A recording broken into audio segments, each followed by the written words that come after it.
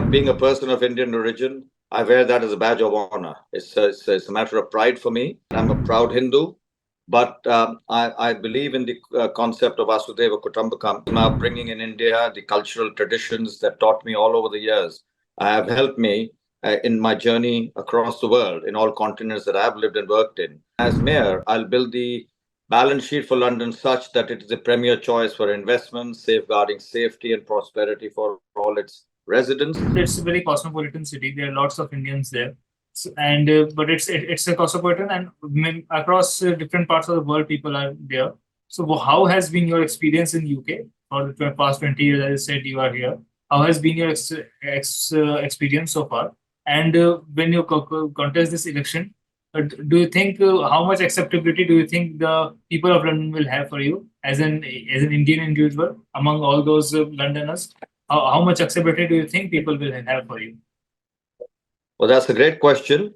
Firstly, being a person of Indian origin, I wear that as a badge of honor. It's a matter of pride for me, and I wear that. I'm a proud Hindu, but I believe in the concept of Vasudhaiva Kutumbakam, and that is important because my upbringing in India, the cultural traditions that taught me all over the years, have helped me in my journey across the world, in all continents that I've lived and worked in. So the London is, I view it as a global bank, if you will. It's a place where people come in, different cultures thrive. People come in for opportunity and growth. So it's akin to a global bank of the world where diverse cultures converge and flourish. And as mayor, I'll build the balance sheet for London such that it is a premier choice for investments, safeguarding safety and prosperity for all its residents. I go across, there are 32 boroughs in London, and then you have the City of London. And there are over 270 communities from different nations, the diaspora that call London home. 300 languages are spoken here. So I speak several languages myself.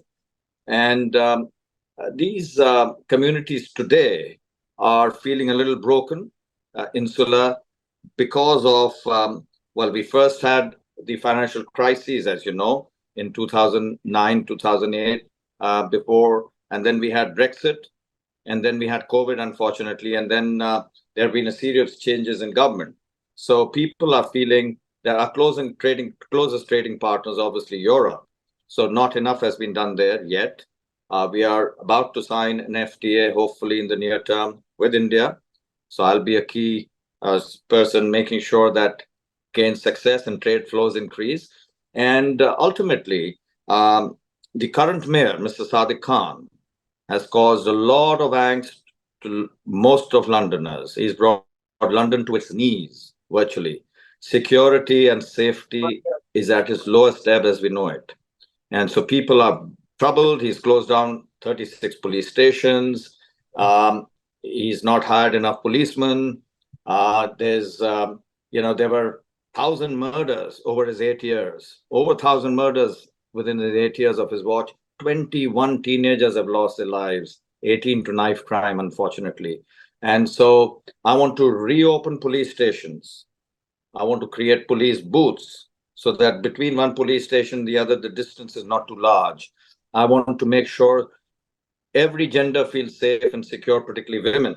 I want to create specialist cells for security so that there are specialists. I want to ensure we go to the root cause of crime. So the youth have training programs, you engage with them, and you have better surveillance, better interaction with international bodies. So you'll be surprised. I understand policing because I'm a strategic advisor to the Global Cyber Alliance. So we deal with law enforcement agencies all over the world and police.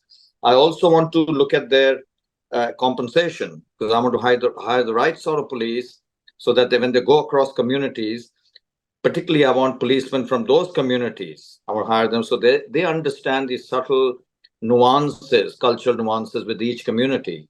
And above all, I want them to be accountable. So I know whatever gets measured in the world of business gets done. So there'll be a league table. So if some policeman is not making sure that the crime rates are coming down or preventive action is not taken, he or she better be prepared. They will not be in their role for much longer. And And equally, London is today the most congested city in the world. It's also the slowest city in the world on a survey conducted by TomTom for the slowest city, but also on a survey conducted on 1,000 cities in 50 countries. Over 156 hours are wasted by an average driver moving around in congestion. That is affecting mental health, that is slowing down the movement and polluting the air. And equally, there's a loss of growth because if you're not moving around, the freedom of movement is as important as the freedom of speech.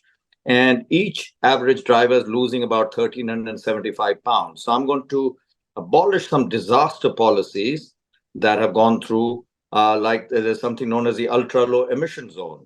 I'm going to abolish that totally. There is a 20-mile-per-hour speed limit. Unless it's close to a school or a hospital, that has to become history.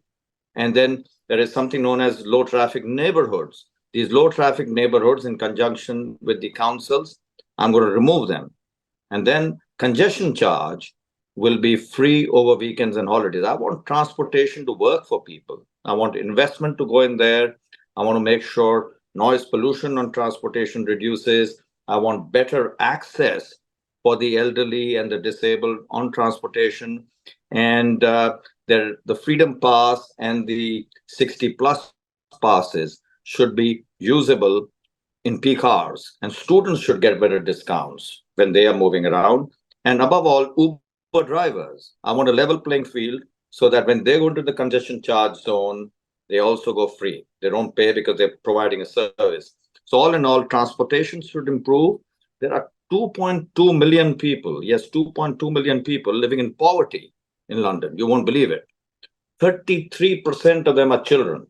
So I've got a leveling up agenda, which basically means I bring these people out of that situation, better education, better opportunity for the youth, flexible employment, again, education for the adults. Some of them need training, retraining.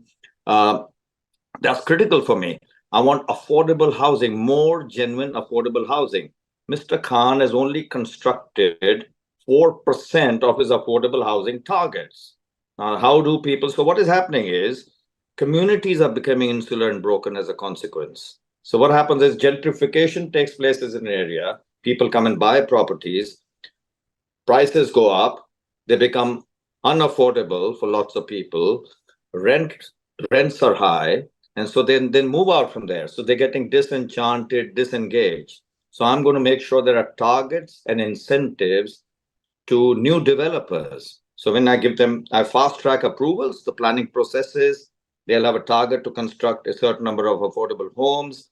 I will look at changing the zonal laws so that land use can be better utilized. There's a lot of brownfield land that can be utilized. I want to create community land trusts, right? And above all, Mr. Khan has excuses all the while. The government isn't giving me money. So, as you know, as a banker, as an asset manager in the past, I will create new funds, sustainable funds, impact funds, education funds, social welfare funds, so that there's an overall movement of leveling up. So there'll be no excuses of money. I will bring council taxes down